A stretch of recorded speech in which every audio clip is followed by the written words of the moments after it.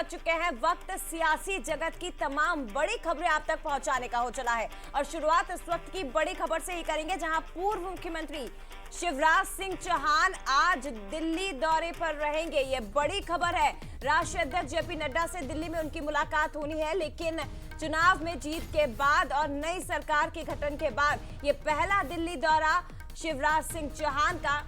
खबरें ये निकल कर आ रही है कि कई महत्वपूर्ण मुद्दों पर दोनों नेताओं के बीच चर्चा होगी, कई जिम्मेदारियों पर बातचीत हो सकती है और इसके साथ ही शिवराज सिंह चौहान की नई जिम्मेदारियों को लेकर चर्चा होगी। विधानसभा चुनाव के बाद शिवराज का ये पहला दिल्ली दौरा है। शाम 6 बजे का समय बताया जा रहा है जब जेपी नड्डा से शिवराज सिंह मुलाकात करेंगे। तो शिवराज सिंह चौहान को दिल्ली बुलावा आया है। आज शाम को पूर्व सीएम शिवराज सिंह चौहान दिल्ली पहुंचेंगे, जहां पर कई अहम मुद्दों को लेकर चर्चा की जाएगी। राष्ट्रीय अध्यक्ष जेपी नड्डा से उनकी मुलाकात होगी और माना जा रहा है कि शिवराज को नई जिम्मेदारी भी दी जा सकती है, यानी कि उस पर भी चर्चा की जाएगी। तो विधानसभा चुनाव के बाद शिवराज का पहला ये दिल्ली दौरा रहेगा। आपको बता दें कि जब नतीजे आए थे, नतीजे के बाद भी शिवराज सिंह चौहान दिल्ली नहीं गए थे, वो लगातार मध्य प्रदेश में ही रहे थे।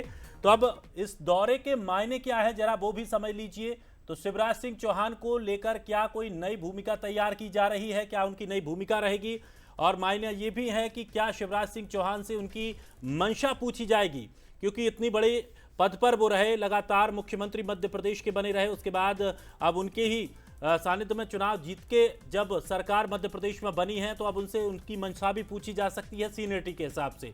तो केंद्र या राज्य में शिवराज की क्या भूमिका होगी, इस पर भी एक ये बड़ा सवाल है और ये भी मायने निकाले जा रहे हैं कि इसको लेकर के भी चर्चा हो सकती है। इसके अलावा लोकसभा चुनाव के मद्देनजर क्या उन्हें कोई बड़ी जिम्मेदारी दी जाएगी, ये देखना भी दिलचस्प होगा।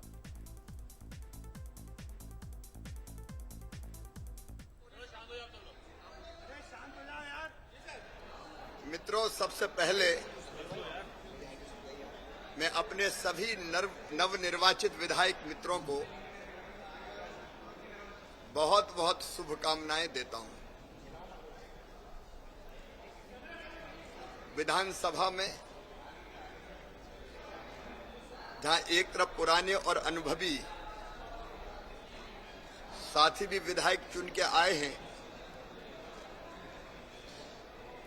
वहीं नई पीढ़ी का भी पर्याप्त समावेश है।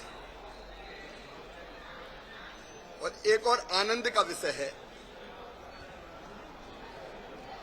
पीढ़ी परिवर्तन भी हुआ है।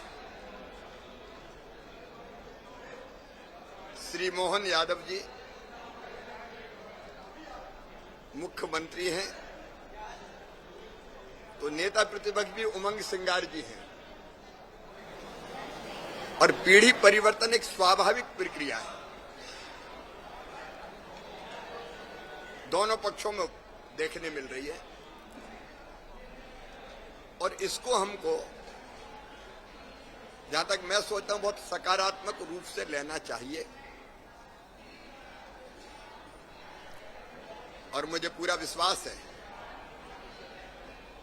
कि एक तरफ मुख्यमंत्री श्री मोहन यादव जी के नेतृत्व में प्रदेश प्रगति और विकास की नई ऊंचाइयां छुएगा। मैंने लगभग 17 साल मुख्यमंत्री के रूप में प्रदेश की जनता की सेवा की और विकास हो या जन कल्याण, मुझे आत्मसंतोष भी और गर्व भी है कि अपनी जनता के लिए और प्रदेश के विकास के लिए मैं बहुत काम कर पाया। लेकिन स्वाभाविक रूप से एक राज्य के नागरिक के नाते मेरी यही इच्छा है कि श्री मोहन यादव जी के नेतृत्व में मुझसे बेहतर काम हो। सोचने के दो दृष्टिकोण हो सकते हैं। एक हो सकता है कि मैंने बहुत अच्छा किया, लेकिन नागरिक और अच्छे व्यक्ति के नाते अगर हम सोचें कि मैंने अच्छा किया, लेकिन मुझसे अच्छा मेरे बाद आने वाला मुख्यमंत्री करे। और मैं श्री मोहन यादव जी को, राजेंद्र शुक्ला जी को, जगदीश देवड़ा जी को और आने वाले मंत्रिमंडल को न केवल शुभकामनाएं देता हूं, बल्कि सकारात्मक और सक्रिय सहयोग करूंगा। विधायक दल के नेता के नाते वो हमारे भी नेता हैं, और दूसरे विधायक के नाते भी मैं विधानसभा को ईंट गारों का भवन नहीं मानता, पवित्र मंदिर मानता हूं। तो मुझ में ये भाव भी नहीं है कि नहीं मैं तो बड़ा हूं। मैं विधायक हूं तो विधानसभा मेरा मंदिर है, और एक विधायक के नाते पूरी सक्रियता के साथ मैं विधानसभा में भी काम करूंगा। मेरी बुधनी क्षेत्र की जनता, जिसने बिना जाए मुझे सदैव भारी बहुमत से जिताया है, इस बार भी 1,05,000 वोटों से जीता हूं, तो वहां का विकास मेरी स्वाभाविक ड्यूटी है, कर्तव्य है। लेकिन प्रदेश की जनता की भी भावनाओं का प्रतिनिधित्व विधानसभा में होता है, वो भी मैं करता रहूंगा, और मैं बहुत आनंदित और प्रसन्न हूं। सर, दिल्ली आज बुलाया है आपको, आप जा रहे हैं दिल्ली? आज विधानसभा में नए मित्र शपथ ग्रहण कर रहे हैं, और जिस ढंग से नई सरकार ने काम शुरू किया है वो आनंद और प्रसन्नता देने वाला है। एक बार मेरी फिर शुभकामनाएं। दिल्ली बुलाया है, दिल्ली जा रहे हैं, दिल्ली में बैठक है जेपी नड्डा जी से। मैंने हमेशा कहा कि भारतीय जनता पार्टी एक मिशन है, और जब एक मिशन में आप काम करते हो तो आप तय नहीं करते कि आप क्या करोगे, मिशन तय करता है कि आप कहां काम करोगे। तो जहां पार्टी तय करेगी वो काम मैं करूंगा। कुछ विषय ऐसे हैं जैसे पर्यावरण। अब पर्यावरण मेरा प्रिय मुद्दा है, महिला सशक्तिकरण मेरा प्रिय विषय है, वो अंतरात्मा से निकला हुआ विषय है, और बच्चों से जो मेरी आत्मीयता और लगाव है, तो बाल कल्याण, ये विषय ऐसे हैं कि जो अंतरात्मा से मैं करता रहूंगा। दिल्ली जा रहे हैं।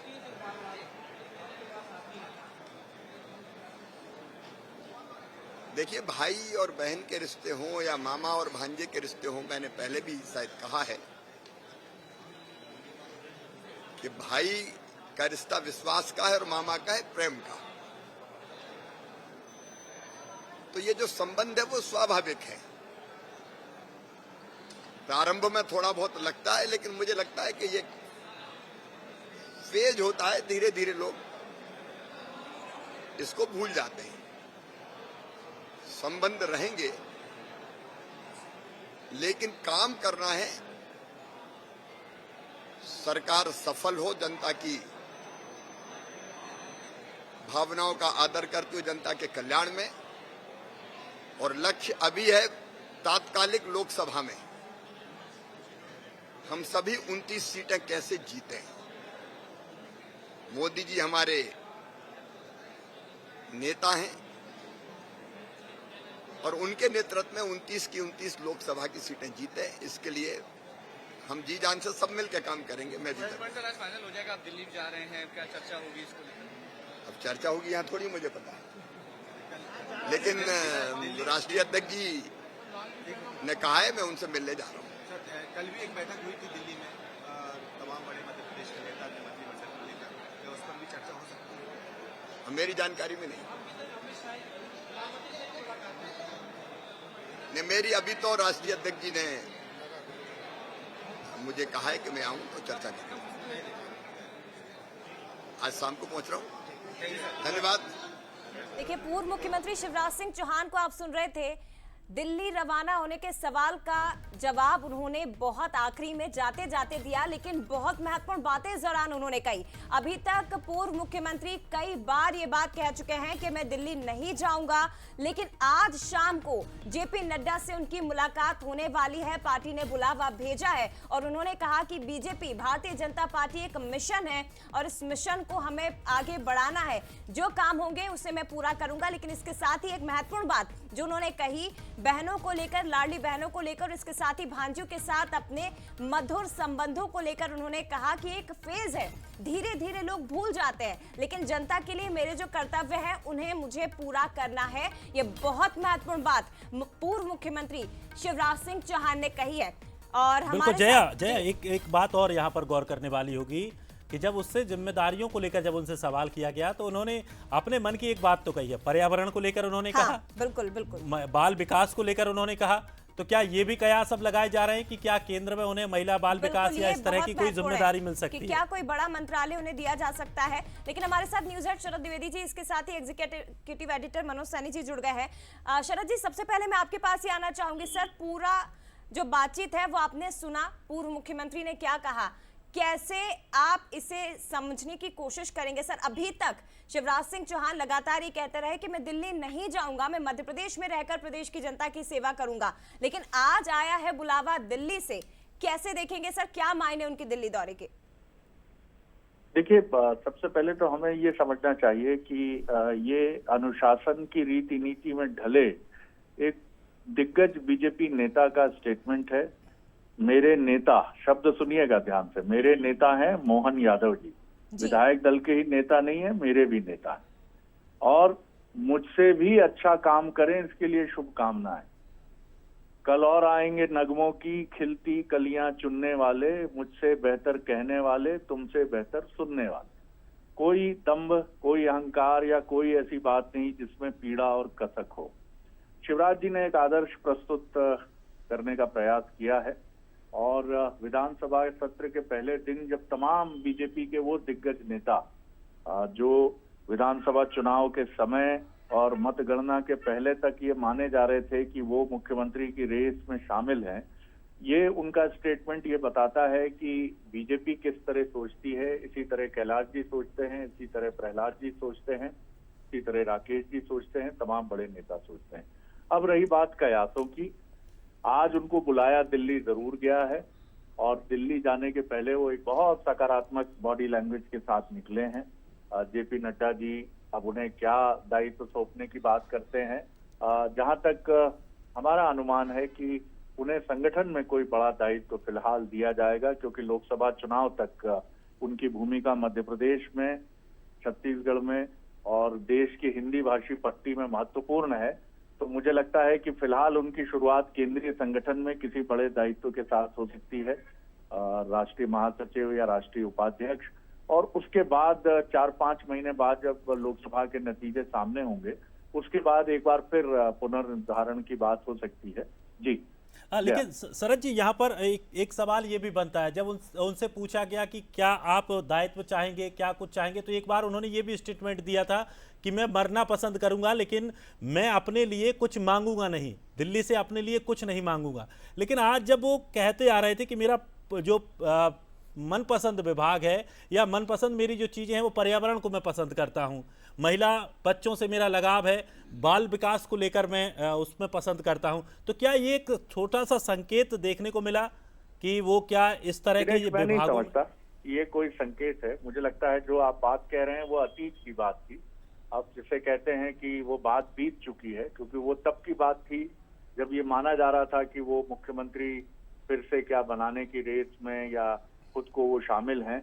उस समय जो बातें थी कि क्या आप दिल्ली क्यों नहीं जा रहे हैं, तो उस समय दिल्ली जाना शिवराज जी का शायद यही मैसेज देता या निश्चित तौर पर यही मैसेज देता कि मैं मुख्यमंत्री की होड़ में शामिल हूं और दिल्ली इसीलिए नेताओं से मिलकर अपनी लॉबिंग करके आया हूं। वो बात अब खत्म हो चुकी है। अब एक नई सुबह है, एक नया सवेरा है, एक नई शुरुआत है और शिवराज जी ऐसा लगता है कि पूरी तरह इसको अपने को तैयार कर चुके हैं।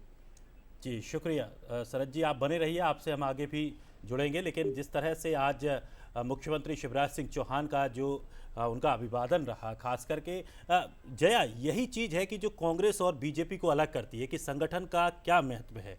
आपको संगठन में जो जिम्मेदारी मिले आपको उसे निभाना है, किसी भी तरह से आपको अपना वहाँ पर फायदा नहीं देखना है। इस तरह की स्थितियाँ आमतौर पर कम देखने को मिलती हैं। इतना बड़ा नेता, इतने बड़े पद पर रहने के बावजूद भी अब वो मुख्यमंत्री नहीं बनाए गए हैं, लेकिन अब उन्हें अभी भी दिल्ली से बुलावा आया है और उनका यही कहना है कि मैं कार्यकर्ता के तौर पर काम करूंगा, आगे भी करता रहूंगा। हमारे साथ हमारे एग्जीक्यूटिव एडिटर मनोज सैनी जी भी लगातार बने हुए हैं। मनोज जी, आज विधानसभा का क्या क्या तस्वीरें रहीं, क्या क्या अच्छी तस्वीरें वहां से आज देखने को मिली, जरा बताइए। देखिए, विधानसभा में कई तरह की तस्वीरें देखने को मिली है और अभी भी शपथ ले रहे हैं जो अन्य विधायकगण हैं वो शपथ ले रहे हैं, लेकिन पूर्व मुख्यमंत्री शिवराज सिंह चौहान यहां से रवाना हो गए हैं। मुख्यमंत्री डॉक्टर मोहन यादव ने भी मीडिया से बातें की और एक बड़ा सहज सहृदयता जैसा एक सौम्य माहौल यहां देखने को मिला है। और कई ऐसी तस्वीरें हैं, चाहे वो हम देख रहे थे जब कैलाश विजयवर्गीय मोहन यादव जी को ले जाते नजर आया। मोहन यादव उनके बड़प्पन को देखते हुए खड़े हो गए और वो खुद बाहर तक छोड़ने आए। हम देख रहे थे कि नरेंद्र सिंह तोमर और शिवराज सिंह चौहान लंबे अरसे के बाद विधानसभा में मिलते हुए नजर आए। एक अलग केमिस्ट्री यहां दिखाई दी। हम ये भी देख रहे थे कि जब शिवराज जी बोल रहे थे तो मोहन यादव पीछे खड़े हो गए, वो सुनते रहे पहले, क्योंकि उनके पूर्व नेता हैं, बड़े नेता है। बाद में जब मोहन यादव जी का नंबर आया बाइट देने के लिए तो फिर वो आके बात किए।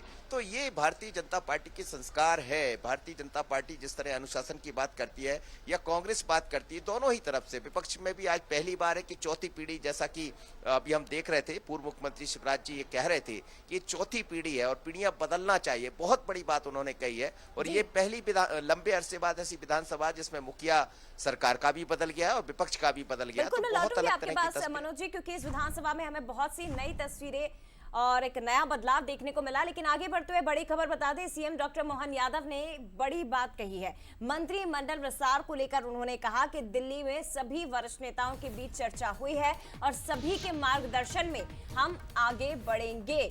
यानी कि आज या कल में एक दो दिन में अगले आपको मंत्रिमंडल में कई तस्वीरें दिखाई देंगी, चेहरे सामने आ जाएंगे कि आखिर मोहन कैबिनेट में किन्हें किन्हें जगह दी गई है, कौन से वो चेहरे होंगे। लेकिन ये तय है कि अनुभव के साथ युवाओं को मौका दिया जाएगा। नए चेहरे भी आपको इस मंत्रिमंडल में नजर आ सकते हैं, जिसका जिक्र खुद मुख्यमंत्री डॉक्टर मोहन यादव कर रहे हैं। बिल्कुल, और ताकत के साथ साथ अनुभव, ये दोनों रहेंगे और यही मंत्रिमंडल की तस्वीर होने वाली है। जिस तरह से लगातार नतीजे आने के बाद से ये कयास लगाए जा रहे थे कौन सीएम बनेगा, लेकिन जिस तरह से बीजेपी ने जो निर्णय लिए हैं उससे साफ है कि अब वो तस्वीर नहीं दिख पाएगी जो पहले लगातार 15 से 20 साल तक देखने को मिली है। नए युवा चेहरों को यहाँ पर तवज्जो मिलने वाली है। मैं तो विकास के मामले में बात करने गया है, लेकिन ये बात भी सही है कि जब मुख्यमंत्री बनते हैं, उप मुख्यमंत्री बनते हैं तो मंत्रिमंडल का गठन भी होता है और उसमें हमारे अपने जो सिस्टम है, जो एक विचार विमर्श का प्लेटफॉर्म है, माननीय राष्ट्रीय अध्यक्ष जी और माननीय गृह मंत्री जी या अन्य जो वरिष्ठ जन है वो उस पर विचार करके और हमारी प्रदेश इकाई भी उनसे परामर्श करेगी।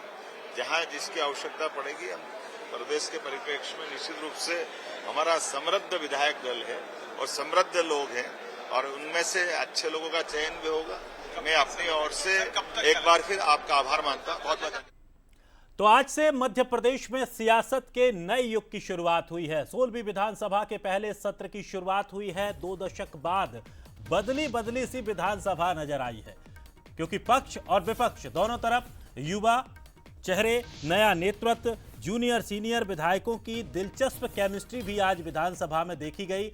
तो लगभग 16वीं विधानसभा का ये जो सत्र की पहली शुरुआत हुई है, 2 दशक यानी लगभग 20 साल में ये तस्वीर बदली है। जब इस तरह की तस्वीर मध्य प्रदेश की विधानसभा में देखने को मिली, जहां पक्ष और विपक्ष दोनों तरफ युवा चेहरे नजर आए, जोश से लबरेज चेहरे, और साथ ही साथ सीनियर विधायक वहां पर पहुंचे हैं, सीनियर नेता वहां विधायक बनकर पहुंचे हैं और इनकी केमिस्ट्री भी आपस में बड़ी दिलचस्प यहां देखने को मिली है। तो देखिए, नया सत्र, नया बदलाव, नई सरकार और दोनों ही पक्षों में आपको कई नए चेहरे भी आज इस विधानसभा में नजर आए। युवाओं के हाथ में अब कमान है। एक तरफ डॉक्टर मोहन यादव मुख्यमंत्री के तौर पर आ गया है, तो दूसरी तरफ कांग्रेस में विपक्ष के रूप में भी आपको कई नए चेहरे, युवा चेहरे दिखाई देंगे।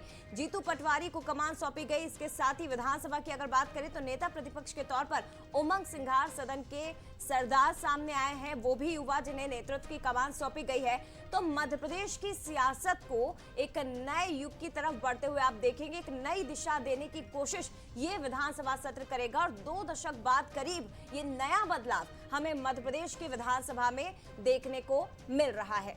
बिल्कुल, तो मध्य प्रदेश की 16वीं विधानसभा का आज पहला सत्र शुरू हुआ है। सत्र की शुरुआत में जिस तरह से जो माहौल देखने को मिला, बड़ा अच्छा माहौल रहा।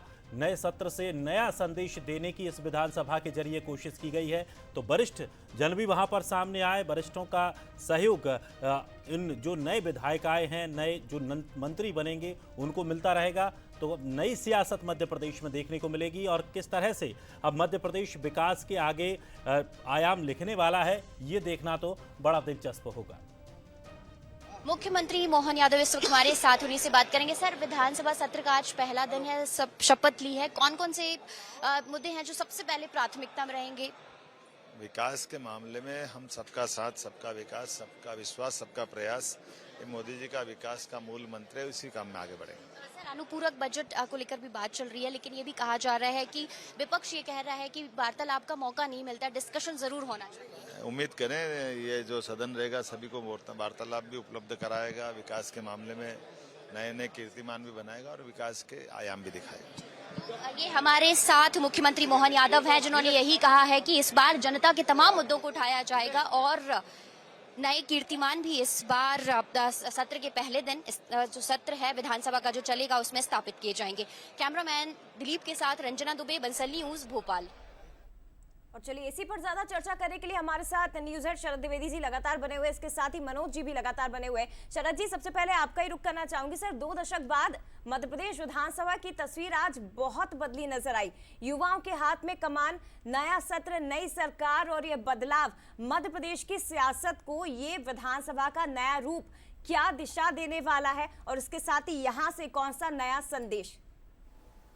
बिल्कुल जया, और बहुत ही दार्शनिक और मन को छू लेने वाला एक दृश्य मध्य प्रदेश विधानसभा का है। एक बिल्कुल बदली हुई विधानसभा, एक नई विधानसभा जिसमें युवा विधायकों की संख्या काफी बड़ी संख्या में है और ये ऐसे चेहरे हैं पुराने चेहरों के साथ साथ कि जहां पर हम ये भी देख रहे हैं कि वरिष्ठ मौजूद हैं लेकिन अब उनकी भूमिकाएं भिन्न हैं। शिवराज जी आज एक विधायक के तौर पर हमें नजर आए हैं सदन में, प्रहलाद पटेल जी, कैलाश विजयवर्गीय जी, तमाम ये जो दिग्गज नेता हैं। तो एक युग परिवर्तन है ये और यही प्रकृति का नियम है। और मुझे फिर साहिर लुधियानवी याद आते हैं अपनी उस गीत की पंक्ति के साथ कि मैं पल दो पल का शायर हूँ, पल दो पल मेरी कहानी है, पल दो पल मेरी जवानी है, कल और आएंगे नगमों की खिलती कलियां चुनने वाले, मुझसे बेहतर लिखने वाले, तुमसे बेहतर सुनने वाले। ये प्रकृति का भी नियम है और समाज का भी नियम है और यही वजह है कि इस परिवर्तन में जो बहुत तेजी से अपने को ढाल लेते हैं वो एक अपनी नई भूमिका के लिए तैयार हो जाते हैं। युवाओं के साथ कभी वरिष्ठों का समय समाप्त नहीं होता है जया, उनकी भूमिका बदल जाती है। उनका जो 30-35 वर्षों का अनुभव है उसका निचोड़ अब युवाओं को मिलता है और यही उनकी भूमिका है। यानी वो कहीं महत्वहीन नहीं होते हैं, उनका महत्व बना रहता है, लेकिन हाँ इसको समझना होता है। कई बार हम सोचते हैं कि इस संसार में हम ही सब ठीक से कर पाएंगे मैनेज, या कई बार लंबे समय तक दायित्व संभालने के बाद कठिन होता है इन चीजों को देखना। लेकिन दोनों तरफ इस बार परिस्थितियां बदली हैं, नया नेतृत्व है। इधर जीतू पटवारी हैं, उमंग सिंगार हैं विपक्ष में, तो इधर मोहन यादव हैं, राजेंद्र शुक्ल हैं, जगदीश देवड़ा हैं, अग्रिम पंक्ति में बैठने वाले और गोपाल भार्गव जो सबसे वरिष्ठ विधायक हैं 8 बार के, वो प्रोटेम स्पीकर हैं, नरेंद्र सिंह तोमर नॉमिनेशन कर चुके हैं। तो बहुत एक बदला हुआ परिवर्तन है और निश्चित तौर पर बीजेपी इस मामले में एक हमेशा पहल करने वाली पार्टी है, नई पहल करके चौंकाने वाली पार्टी है। और ये मंजर लेकिन कांग्रेस ने भी बदस्तूर साथ दिया है उसका, और नई विधानसभा सत्र के ठीक पहले कांग्रेस भी परिवर्तन के साथ सामने। जी जय। जी शुक्रिया शरद जी हमारे साथ जुड़ने के लिए। तो मनोज जी भी हमारे साथ लगातार बने हुए हैं। मनोज जी, नया सत्र, नई केमिस्ट्री और नए सत्र से क्या नया संदेश? जी सब पीढ़ियां बदली, बस एक सवाल नया, सब नया नए चेहरे। जी जी ठीक है ठीक है ठीक।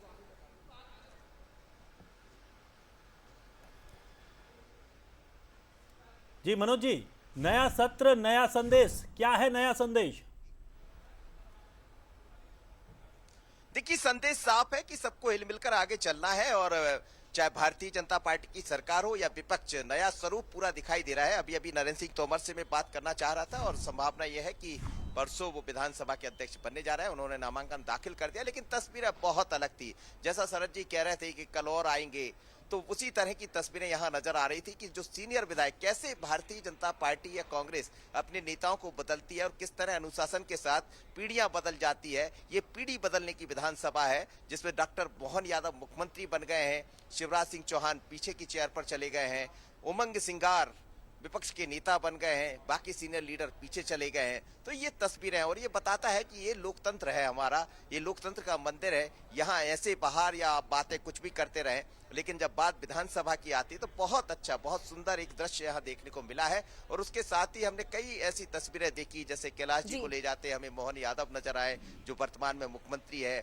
हमने शिवराज जी जब बोल रहे थे तो मोहन जी को पीछे खड़े होते हुए देखा, उन्होंने अपना जूनियर और सीनियरिटी का पूरा वो जो निभाया, वो चीजें नजर आई। हमने ये भी देखा कि वरिष्ठ नेता जब यहाँ पहुंचते हैं तो सीनियर नेताओं के कैसे, जो जूनियर विधायक कभी आए हैं वो कैसे पैर छूते नजर आए। तो बहुत अलग तरह की तस्वीरें हैं, लेकिन ये बता रहा है कि आने वाले दिनों में जब शीतकालीन सत्र होगा तो बिल्कुल। बहुत और मनोज जी देखिए, ये जो बीच खूबसूरत तस्वीरें सदन के अंदर से हमने अपने दर्शकों तक पहुंचाई, ये तस्वीरें मध्य प्रदेश की सियासत के लिए बहुत अच्छे संकेत देती भी नजर आ रही है। और खास बात यह है कि जिस बदलाव को हम लेकर हम चर्चा कर रहे हैं, जो बदली हुई से तस्वीर आज विधानसभा के अंदर की हमने देखी, उसे सीनियर नेताओं ने उस परिवर्तन को बहुत अच्छे से सहज तरीके से ग्रहण भी किया है और उसके साथ आगे बढ़ने के लिए लगातार कोशिश भी की जा रही है और उसमें एक नया संदेश अपने जूनियर विधायकों के लिए, नेताओं के लिए छुपा हुआ है। फिलहाल शुक्रिया आपका सर, तमाम जानकारी साझा करने के लिए, तमाम बातचीत के लिए। और चलिए, तो नया सत्र देखने को मिला, नई केमिस्ट्री देखने को मिली। अब लेकिन इस नए सत्र से क्या कुछ संदेश निकला है वो भी हमने आपको बताया, लेकिन अब इससे क्या कुछ फायदा होने वाला है, प्रदेश को कितना विकास इससे मिलेगा, प्रदेश कितना विकासशील गति पकड़ पाएगा, क्योंकि ऊर्जा से भरा हुआ ये सत्र था, तो उसका कितना फायदा होगा ये देखना बड़ा दिलचस्प होगा। तो इसी के साथ फिलहाल इतना ही, लेकिन खबरों के लिए आप बने रहिए बंसल न्यूज के साथ।